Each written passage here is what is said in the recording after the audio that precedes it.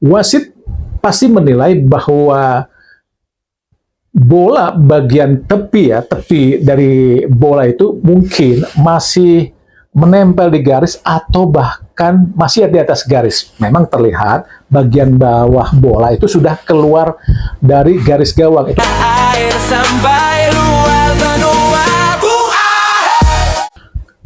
Assalamualaikum warahmatullahi wabarakatuh. Salam olahraga. Ya, baik, bertemu kembali dengan saya Hadi Gunawan atau Bu Ahai dalam The Ahai Show. Ya, langsung aja kali ini saya akan membahas mengenai review pertandingan antara Persib Bandung lawan tuan rumah Dewa United pada pekan ke-28 kemarin. Dan seperti dua video saya sebelumnya yang selalu menekankan bahwa Persib Bandung harus hati-hati dengan Dewa United di pertandingan pekan ke-28 ini, karena memang saya melihat Dewa United itu dalam 6 pertandingan terakhir mereka benar-benar meningkat ya performanya, benar-benar dalam tren yang sangat positif. Dan ini terlihat bagaimana mereka hanya sekali kalah dari Bayangkara dalam 6 pertandingan terakhir mereka. Ini menandakan bahwa kekuatan mereka itu sudah terjalin dengan sangat baik. Ya, memang bahwa dalam pertandingan pertama mereka di awal-awal kompetisi, mereka seperti masih mencari cara atau solusi untuk menghadapi permainan tim-tim Indonesia yang selalu mengandalkan permainan yang sangat cepat atau transisi yang sangat cepat. Dan itu saya rasa masih dicari oleh Rick Ring bagaimana mengantisipasinya. Dan terlihat memang di awal-awal kompetisi mereka masih agak kesulitan dengan hal itu. Terbukti mereka masih tertahan di papan tengah. Tapi lambat laun dalam beberapa pertandingan terakhir, khususnya 6 pertandingan terakhir, mereka seperti sudah menemukan solusi seperti itu, dan hasilnya memang sangat baik buat Dewa United yang dalam 6 pertandingan terakhir mereka benar-benar sangat kuat ya, sangat berkarakter dan sangat solid. Makanya saya sebutkan bahwa Persib Bandung harus hati-hati dengan Dewa United. Nah, di pertandingan kemarin kita lihat bagaimana konsep permainan yang dikembangkan Rick Ring ya, ala Eropa ya, selalu yang benar-benar menekankan bagaimana penguasaan bola yang sangat kuat. Itu benar-benar tergambar bagaimana sulitnya Persib Bandung untuk bisa merebut bola atau mendominasi permainan. Karena kita bisa lihat bagaimana dominasi Dewa United dalam penguasaan bola tuh sangat luar biasa. Bahkan ada beberapa saat atau beberapa momen penguasaan bola Dewa United dalam beberapa menit tidak bisa dihentikan oleh Persib Bandung, khususnya di babak pertama ya. Dan ini menggambarkan bagaimana permainan ala Eropa yang dikembangkan oleh Dewa United oleh pelatih Rick Ring itu sudah masuk dalam skema atau individu setiap pemain dari Dewa United. Ya, kebetulan memang beberapa pemain dari Dewa United berasal dari Belanda ya, seperti Nick Kuipers, Lili Pali, ataupun juga Rafael Struijk. Jadi itu sedikit memudahkan bagaimana konsep dari Rick Ring untuk bisa diterjemahkan oleh para pemain dari Dewa United. Dan akhirnya memang tergambar bagaimana kekuatan dari Dewa United itu kemarin sangat sulit dihentikan oleh Persib Bandung. Di luar hasil imbang dari Persib Bandung, saya juga menyoroti bahwa Persib Bandung, tapi saya lihat bukan hanya Persib Bandung ya, hampir seluruh pemain dari seluruh ke-11an di liga kali ini seperti sudah mulai terkuras ya tenaganya. Kita lihat bagaimana pemain-pemain dari kedua ke-11an itu sudah agak terlihat letih, karena memang kompetisi Indonesia kan memang sangat panjang ya, apalagi harus menempuh perjalanan yang sangat jauh, dan itu berbeda dengan kompetisi-kompetisi di Eropa atau mungkin juga di negara-negara ASEAN. Mungkin yang agak bisa merasakan hal yang sama adalah pemain-pemain Brazil ya, karena memang wilayah Brazil tuh nyaris seperti Indonesia, sangat luas, dan itu agak terlihat ya bagaimana para pemain sudah agak keletihan dengan kompetisi yang mereka jalani saat ini. Tapi di luar itu, bagaimana Persib Bandung kemarin tuh, khususnya di gol pertama ya, seakan Persib Bandung tuh terlalu mengharapkan apa yang diinginkan oleh para pemainnya, bahwa mereka ingin agar wasit menghentikan permainan setelah mereka memperkirakan atau menilai bahwa bola yang coba dikejar oleh para pemain Dewa United itu sudah keluar dari garis gawang. Ya memang agak menjadi perdebatan ya bahwa itu bola sudah keluar atau tidak sebelum terjadinya gol pertama ya buat Dewa United.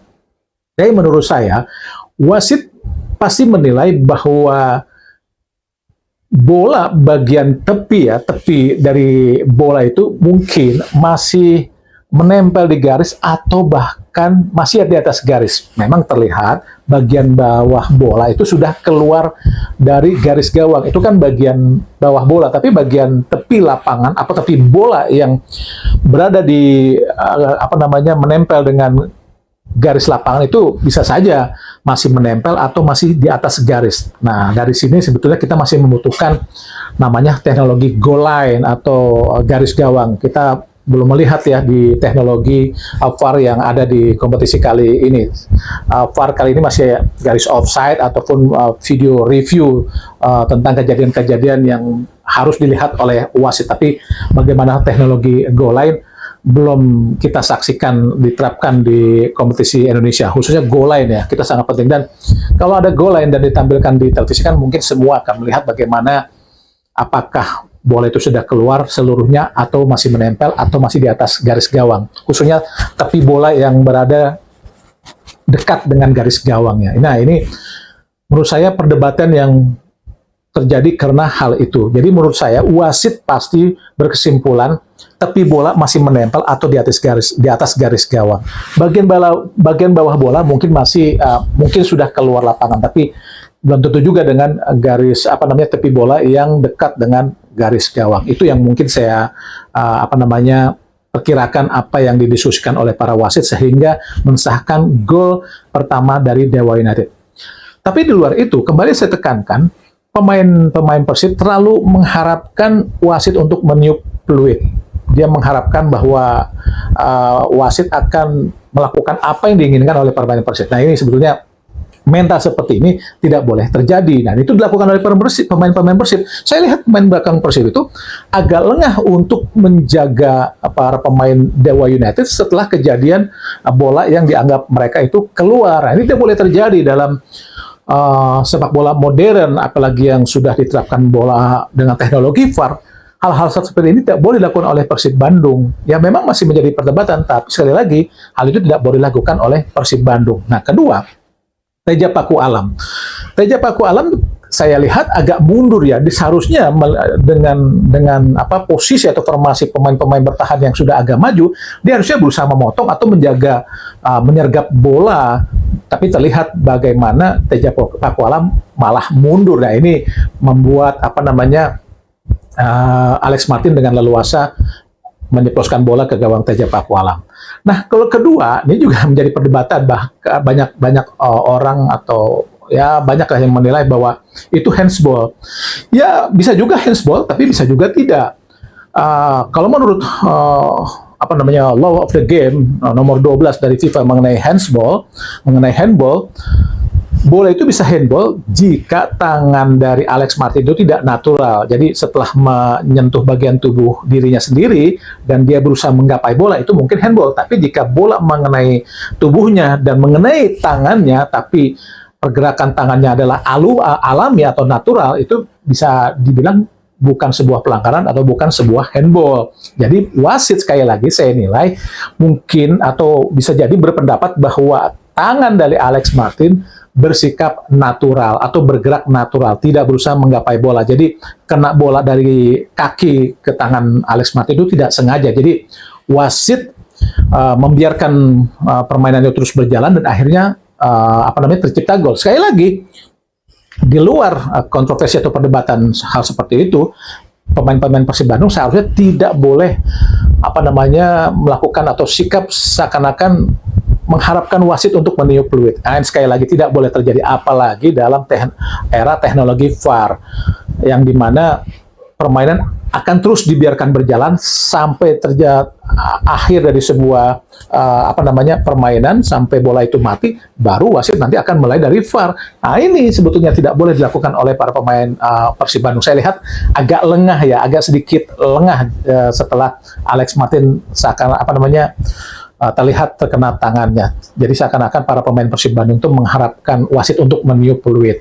Memang ya itu alami ya, tapi sekali lagi dalam era sepak bola modern yang sudah ada teknologi VAR, hal seperti itu sekali lagi tidak boleh dilakukan. Sekali lagi tidak boleh dilakukan, karena wasit akan menilai setelah bola itu mati, baru wasit menilai apakah itu handball ataukah tidak. Jadi sebelum wasit melakukan keputusan atau meniup peluit, harus para pemain itu bersikap benar-benar dalam formasi permainan yang sedang dijalankan. Ini tidak boleh dilakukan. Nah, di luar itu, hasil 2-2 menurut saya itu hasil yang fair, cukup adil ya. Karena bagaimanapun dengan bermain 10 pemain membuat Dewa United agak sulit juga untuk mempertahankan keunggulan, dan akhirnya bobol dari Persib dengan skor akhirnya 2-2. Dengan demikian menurut saya ini pertarungan yang sangat adil, dan sesuai dengan perkiraan saya bahwa sebelumnya bahwa pertandingan antara Dewa United dengan Persib Bandung akan berakhir imbang, ya telah terjadi, karena memang menurut saya Dewa United berada dalam tren yang sangat positif, sedangkan Persib Bandung tentu saja pasti berada dalam tekanan, dan mereka harus susah payah lah untuk menghadapi Dewa United di kandang Dewa. Jadi menurut saya sekali lagi ini hasil yang sangat fair, cukup adil buat kedua kesebelasan. Nah, bagaimana dengan Borneo FC? Nah, Borneo FC ini sudah saya bahas di video saya sebelumnya ya, bahwa mereka sedang berusaha mengejar hanya 2 poin kali ini di pekan ke-28. Perbedaannya tentu mereka memiliki peluang untuk bisa menyalip Persib Bandung jika mereka besok bisa mengalahkan Semen Padang. Tapi itu jika terjadi Persib Bandung kalah ataupun seri dari Arema Malang. Tapi saya rasa Persib Bandung akan bisa ya meraih poin sempurna lah dari Arema Malang. Begitu juga dengan Borneo FC yang akan bisa mengalahkan Semen Padang. Nah, Persija Jakarta saya rasa juga akan bisa, menurut perkiraan saya, prediksi saya akan bisa mengalahkan PSIM Yogyakarta. Jadi sampai pekan ke-29 nanti saya rasa formasinya belum berubah. Persib tetap di urutan pertama, kedua Borneo FC, dan ketiga Persija Jakarta dari pekan ke-29.